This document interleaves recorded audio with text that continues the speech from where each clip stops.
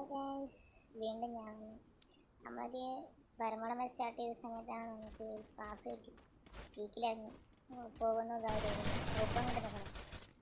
അവൻ നമ്മളൊരു നോട്ട് കൊടുക്കാനൊക്കെ കിട്ടിയില്ല.